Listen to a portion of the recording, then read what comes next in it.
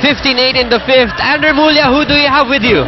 I'm here with my neighbor, okay, our Shakey's best player of the game, Tina Salak. Tina, maganda yung umpisa nyo, first 2 sets nanalo kayo, pero medyo naunahan kayo ng Sandugo ng 3rd and 4th set. Ano yung nangyari? Bakit kayo natalo ng 3rd and 4th? At ano yung ginawa nyo ng 5th set para makabawi?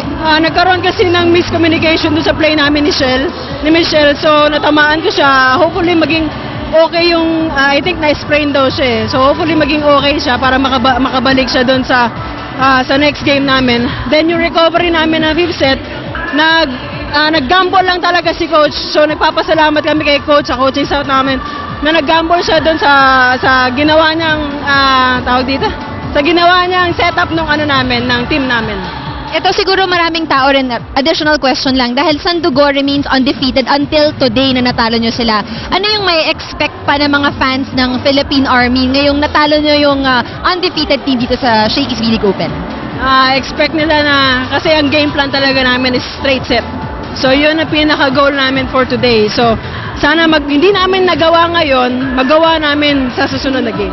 Very well said. And since you're our Shakey's best player of the game, Agnes here has a 1,000 peso gift certificate for you. Pwede mo na kaming ilibre. And you can also greet yung mga sumusuporta sa Philippine Army.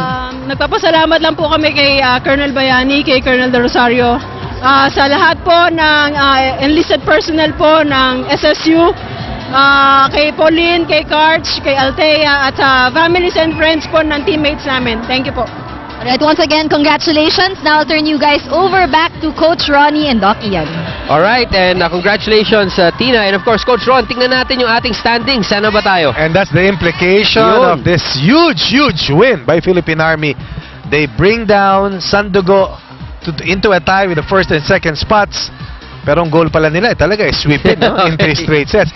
They will tie Sandugo, and looks like the Final Four is slowly shaping up. Alright, and again, congratulations to Coach Ronnie, to Ann Remulla, and myself. Yay! Happy birthday, Barry Pascua! In behalf of Coach Ronnie, and of course Ann and Barry Pascua, this has been Ian Laurel saying, keep it here on the best volleyball show in town, your Shakey's V-League.